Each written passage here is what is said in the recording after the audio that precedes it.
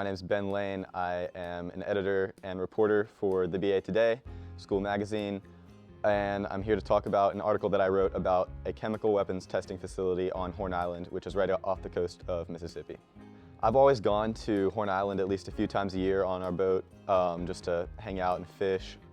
And my grandfather, who lives in Mississippi in Pascagoula, and Horn Island's just right off the coast of there, he told me that there used to be a chemical weapons testing facility during World War II, and that the ruins are still on the island. And so this really intrigued me, and I started doing more research and kind of uncovered this entire story to write about for the BA Today.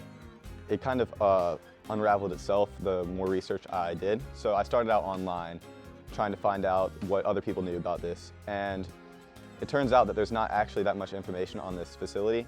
I found a brief page, I think it was on Wikipedia, and they just mentioned the fact that it was there. So I decided I would first go check it out for myself, so I took our boat out to the island and found the remnants of the facility, a bunch of concrete blocks. From there, my grandfather told me he used to be friends with the ranger that supervised the island. And so I gave him a call, and he told me a lot more details about what went on at the facility during his time of supervision there.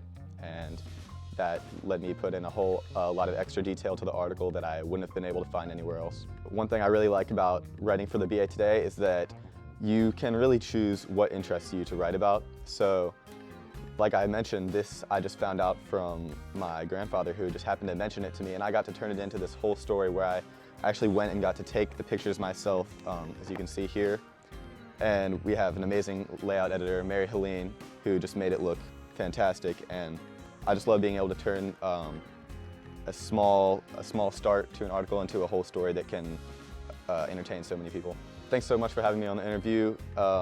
If this interests you at all, you should definitely pick up a new copy of the third quarter BA Today. We just put them out, so go grab yourself an issue, take a look at some of the articles. We have some great new things.